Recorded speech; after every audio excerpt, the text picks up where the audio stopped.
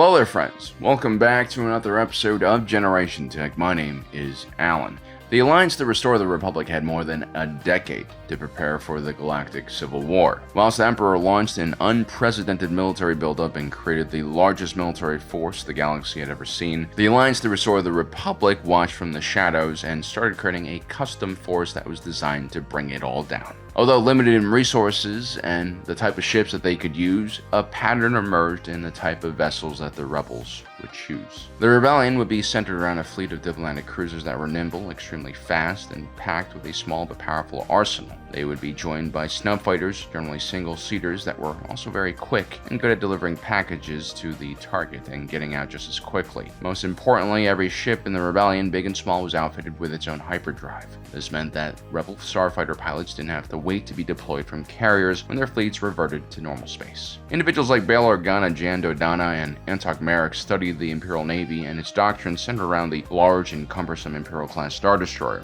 It is more or less pointless to attack such a ship in a conventional way. There was no way the rebellion could marshal the resources or strength to win such a battle. And even if the rebellion had such ships, close-range exchanges of turbolaser fire was always a lose-lose situation for both parties involved. Actually, on the modern battlefield, such tactics were seen as brutal, savage, and slightly idiotic. On the other hand, there was an elegance to the way the rebellion did battle, with daring and dashing slashing attacks, a bunch of farm boys flying by the seat of their pants, and decades-old starfighters cobbled together by bush mechanics. The rebellion would make mistakes, of course, and they would suffer losses. The Empire would win occasionally, but the Rebel Alliance's starfighter doctrine was so well positioned to exploit the weaknesses of the Empire, that it meant that the rebels were able to do a lot of damage to the Empire and reasonably preserve their own fighting power. With their pilots surviving battles, the rebels got better and better at what they were doing, and they became a much larger threat. Before we continue, a quick word from our sponsor for today's video, Raid Shadow Legends. They are the premier character collecting RPG on mobile,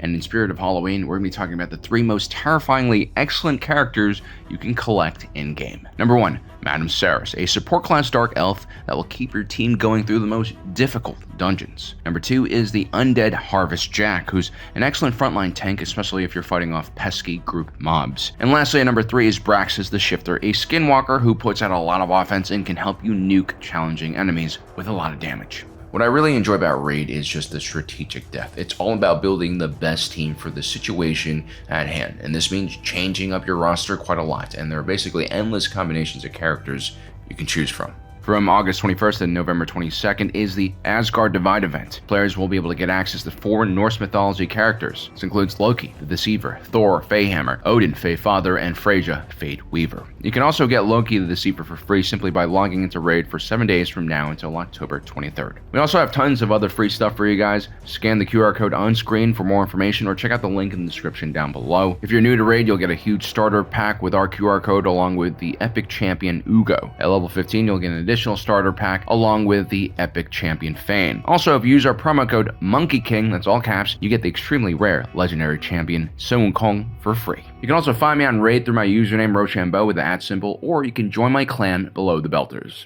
Well guys, thank you for your patience. On to the rest of the video. In previous videos, we've talked about the Empire's struggle to find a counter to these rebel hit-and-run attacks. A lot of resources were placed into developing interdictor vessels that utilize gravity well generators to prevent ships from entering hyperspace. But these were very expensive ships that were quite vulnerable to rebel attack. If anything, they actually presented a target for the rebellion once their location was known. The Empire couldn't really deploy these in the numbers they needed to stop the Rebel Alliance from operating freely across the galaxy, and so the interdictors weren't nearly as useful as people thought they'd be, and they were only really beneficial in very specific situations. And so with the interdictor program being a lot less successful than the Empire thought it would be, they were basically faced with a very difficult situation. You could spread your forces thin across all of your holdings, and you'll probably have units close enough to the areas where the rebels choose to strike. But you also might risk losing a skirmish because you don't have enough firepower in that area, which not only leads to tactical defeats, but also the Empire's image as an invincible force suffering an even heavier blow.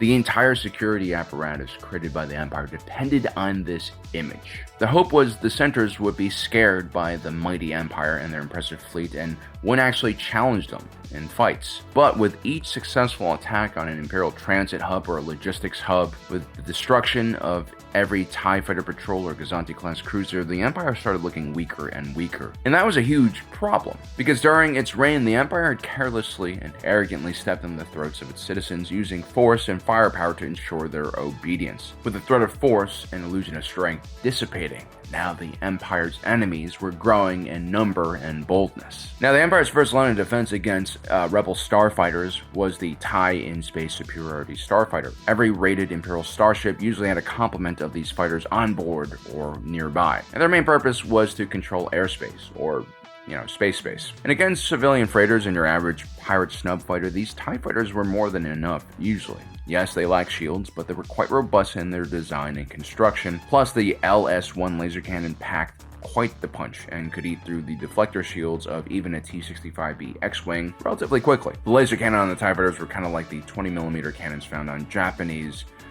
fighter planes during World War II, when compared to the 50 cal machine guns used on American planes. They just had more power. The basic TIE fighter was more nimble than a lot of the frontline rebel fighters like the BTLA-4Y Wing and the T-65B X-Wing. Also, Imperial TIE fighter pilots were much better trained than their rebel counterparts. It wasn't even close. But the problem was, unless these TIE fighters greatly outnumbered their rebel counterparts, they had a problem taking down these snub fighters when they were on their attack runs. In a dogfight, the TIE fighters usually came out on top because of not only superior equipment, but also that training we talked about. But the rebels oftentimes didn't stick around for such fights. Generally speaking, a rebel attack on an Imperial target, fleet, or world involved a rebel group appearing out of hyperspace unannounced and launching at most 1 or 2 attack runs before reverting back to hyperspace. Now, sometimes you did have early detection capabilities, like powerful sensors that could catch chrono radiation that emits from ships that are about to emerge out of hyperspace, but usually that was not the case. And so it takes some time to get your TIE fighter pilots into the air or into space. You have to get the pilots out of their barracks, into their suits, and then into their starships, which then need to be warmed up and have their engines cycled on.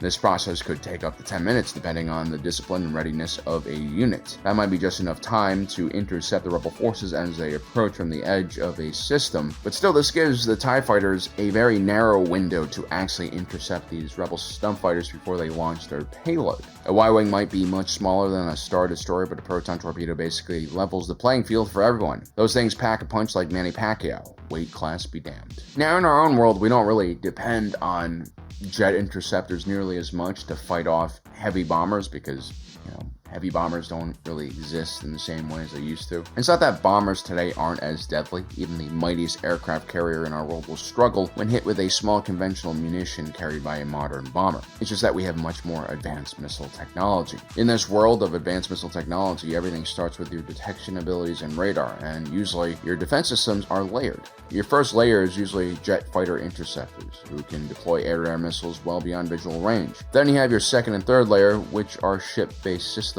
that can launch surface-to-air missiles that are effective at various ranges. Usually have an entire fleet of ships that have different systems. And then the last layer of defense is the point defense weapons on board of your ships, usually automated turrets like the Sea Whiz, which are absolutely terrifying, especially when they randomly just lock onto a civilian airliner flying overhead. It should be noted that the missile technology used in our world is oftentimes not used against enemy fighters or planes, but against projectiles.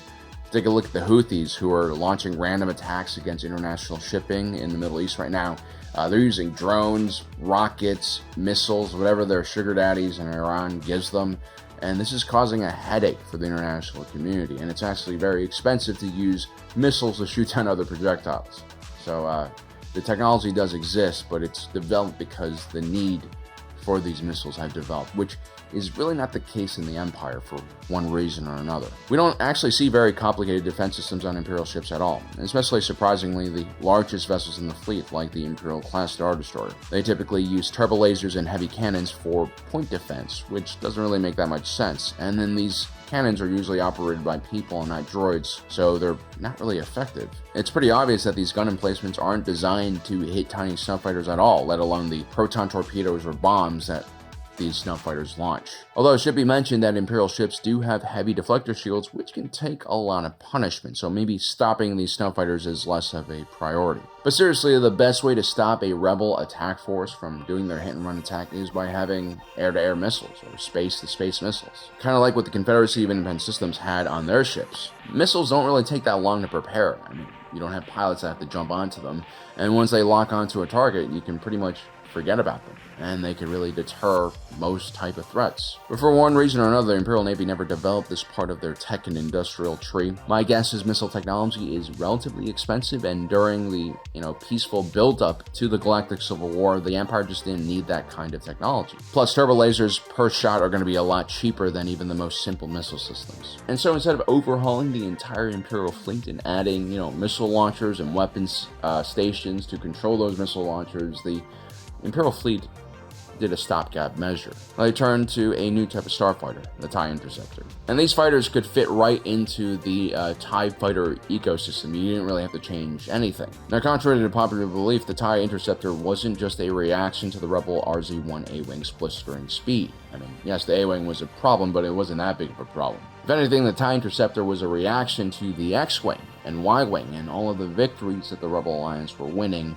over the Empire. And its development actually fundamentally changed the balance of power between the Rebel Starfighter Corps and the Imperial Starfighter Corps in very significant ways that the interdictor system could not. In Talk American, the Rebel Files stated the following about this platform. This is the design I'm most worried about. Dagger-shaped solar arrays feed an advanced ion stream projector. It's incredibly agile. Only our A-Wings are capable of matching it in dogfights. Just like how fighters would change and evolve and adapt in the War of the Pacific, the capabilities of fighters during the Galactic Civil War would also continue to evolve. The TIE Interceptor marked a massive upgrade for the Empire at a relatively cheap cost. You have a very robust system that's more powerful and faster than the standard TIE, and at the same time, it's not too expensive like the TIE Defender, where it couldn't be widely deployed. And as we mentioned before, the TIE Interceptor is a stopgap measure, so it doesn't really fundamentally change how Imperial ships are outfitted, and it doesn't really change Imperial naval doctrine. The ships still lacked hyperdrives and shields, but they had an enlarged PS5.6 twin-ion engine and auto thrusters that gave it a top speed of 1,250 kilometers per hour, which was similar to the A-Wing, outclassing all other Rebel fighters and capital ships. This drastically decreased interception time. More importantly, the original lasers were removed and 4 upgraded LS-9.3 laser cannons were placed on the wingtips, which essentially increased the TIE Interceptor's firepower by 3 times. And so now, instead of staying on target and wearing down the shields of an enemy fighter, a TIE Interceptor in one quick burst could cut right through the shields of most starfighters and through its armor, destroying it. Even the Y-Wing's more robust shields and armor were not immune to this type of firepower. Actually, if you take a look at the TIE Defender and the TIE Interceptor, the difference in firepower is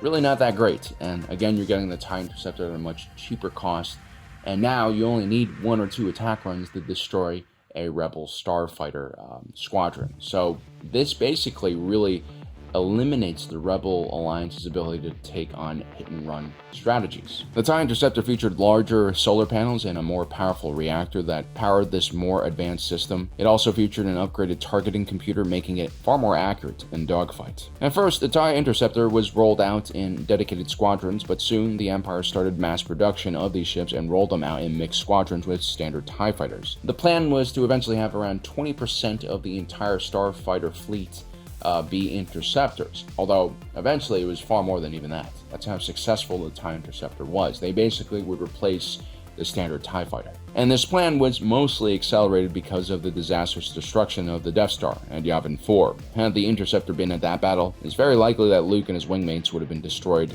pretty quickly. In its first few outings, we would see the TIE Interceptor completely dominate their Rebel counterparts. Even the fast and nimble A-Wing couldn't escape the extremely swift fighter. Its appearance was absolutely devastating to the rebellion and forced the Rebel High Command to reassess their tactics and what kind of targets they could actually hit. At the same time, this rollout of this new TIE Interceptor was a huge morale boost for Imperial pilots. TIE fighter pilots loved the Interceptor far more than any other advanced platform that had flight aids or more defensive systems like deflector shields. TIE fighter pilots actually really enjoyed the fact that their ships didn't have shields.